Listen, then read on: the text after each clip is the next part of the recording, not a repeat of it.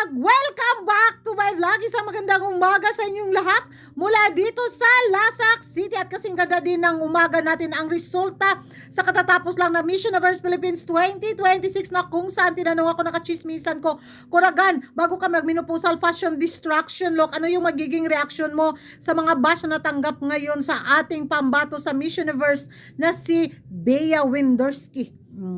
Eto na nga mga karag-karag ang mga latest na chikahan na pinag-uusapan at pinagchichismisan ng mga active na mga chikadora sa social media na kung saan marami ang gigil, marami ang hindi makatanggap, marami ang humanas sa pagkapanalo ni La Union sa Corona sa Miss Universe Philippines 2026. Nasabi nila fix winner, fake winner, Miss USA, Tong Macau.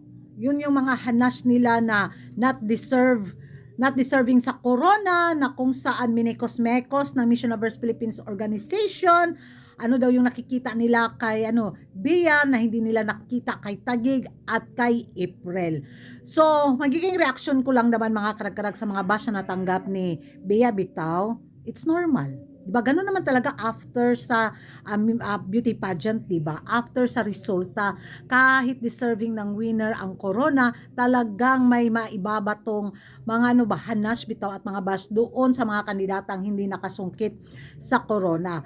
Especially yung mga manok natin na hindi nanalo at nakita natin na talaga namang nag-perform ng bongga, ganun talaga yung magiging reaction natin. Normal reaction lang siya mga karag-karag at wala akong magiging komento dahil kahit naman siguro ako, 'di ba? Kung sakaling nag-perform si Bea ng bongga tapos hindi nanalo, ibang kandidata yung nanalo para mapareact din ako. So sa sitwasyon kasing ito, parang pinili talaga ng Miss Universe Philippines Organization yung kandidatang full package na ipapadala natin sa Puerto Rico. Lahat naman sila may kanyang-kanyang dekalidad na bitaw beauty, kasiksihan, talento, 'di ba? Pero may nakikita siguro ang Miss Universe Philippines Organization na hindi nila nakikita doon sa malalakas na mga frontrunner din naging kalaban nila Union. Aminin ko talaga mga karag-karag, kagabi nanood ako sa final sa Miss Universe Philippines 2026. Kinabahan talaga ako kay Taguig. Kinabahan lalo ako sa naging performance ni April.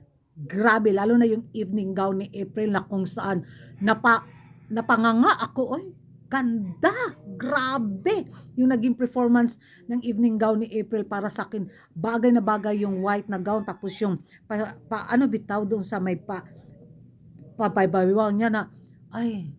Tapos ang galing din ng performance ni Taguig. Especially doon sa kanyang evening gown na ang ganda. Siguro kung matangkad lang talaga si Taguig, nako grabe yung evening gown niya mga karag-karag. Kaso nga lang, kinulang lang talaga din sa height si Taguig. Siguro isa yun sa mga dahilan kaya binigay kay Beatrice, kay Bea yung Corona kasi nga Puerto Rico yung Miss Universe 2026. So isa yun siguro sa main factor na tiningnan ng Miss Universe Philippines Organization. Pero kagabi talaga akala ko talaga Taguig or April. Kung pagbabasya natin yung performance nila at sa Q&A din, masasabi mo talaga halaka, anyari, baka Taguig na to. Yun talaga, pero nagstick talaga ako ay baka kukuha ng puntos ang Miss Universe Philippines Organization since day 1 bitaw, dahil alam naman natin since day 1 talaga very active yung hemoglobin galore ni Bea. Siguro isa yun sa mga dahilan na humila kay Bea para masungkit niya ang Corona sa Miss Universe Philippines 2026. Pero deserve lahat ng mga kandidata, may umangat lang talaga. Kung i-bash natin si Bea sa kanyang laban sa Miss Universe, napaka-unfair naman siguro sa mga kandidatang ibabash natin dahil hindi naman nila sinabihan yung judges na ako yung ipanalo ninyo. Lumaban naman sila doon ng patas sa entablado, di ba? Nakakasad lang din talaga na yung mga kandidatang na koronahan ang napagbuntungan ng galit ng mga fans.